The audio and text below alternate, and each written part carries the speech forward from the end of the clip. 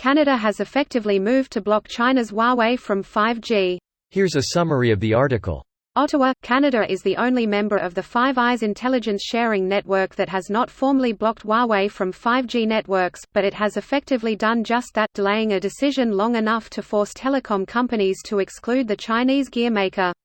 The strategy allows Canada to keep on the right side of both China and the United States as they tussle over Huawei Technologies Co. Limited, say 6 well-placed sources with direct knowledge of the matter. In June, Bell Canada and rival Telus Corp, two of the biggest wireless providers, teamed with Sweden's Ericsson and Finland's Nokia Oyj to build fifth-generation telecoms networks, ditching Huawei for the project despite using Huawei 4G gear.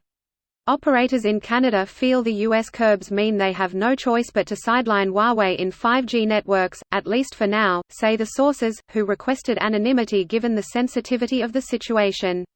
If it weren't for the two Michaels, Canada would have already said it would not be using Huawei 5G technology, a diplomatic source said. The British government said last month it would ban Huawei from 5G networks by ordering companies to remove the equipment by 2027. The Office of Canada Innovation Minister Navdeep Bains, who is formally charged with making a decision on Huawei and 5G, said in a statement that it could not comment on a particular company. This post received a score of 7,100, with an upvote ratio of 97%. Here are the top comments in response to this article. So that's India, Canada, Australia, the UK and the US all taking steps to remove Huawei's influence. That's gotta hurt their bottom line. That's what they get for stolen tech. Nortel sends their regards. This comment makes me smile. The bulk of my hatred for this company comes from what they did to Nortel. Edit. Adding back in 2000 when things were good, Nortel buildings were popping up left and center. Nortel was building new office buildings, entire buildings everywhere around Ottawa, Mississauga, Toronto, and these were fancy places. Then a year later half of these buildings were abandoned without the Nortel logo on them, like literally used for maybe a few months, or now sitting vacant. If anyone from that era remembers a Nortel building there in the early 2000s that a short time later shut down, that was it. I still have share with Nortel. My condolences. Now can we block Chinese gov from buying land here please? China is going to own most of Africa in the next 10 years. Already own the important ports and mines, don't they?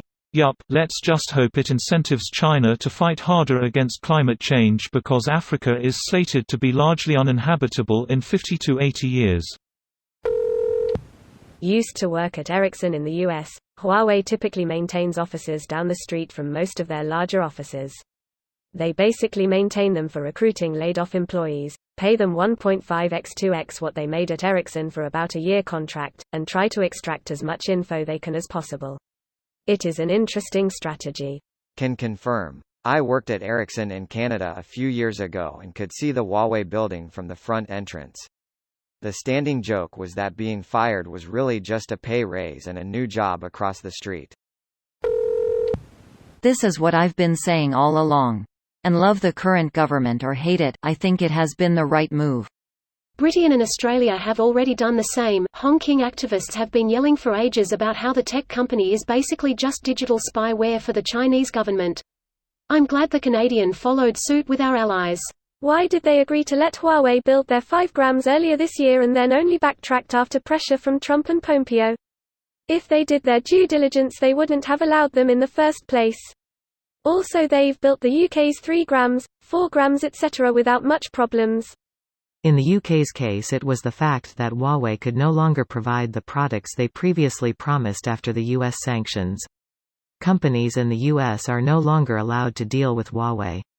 There's no evidence that Huawei is able to replace all the US technologies, so they can no longer deliver on the products they previously offered. This video was automatically created by Reddit to speech. The article and comments in this video were selected from Reddit according to their upvotes, and any paraphrasing was performed by smmry.com, without any human intervention.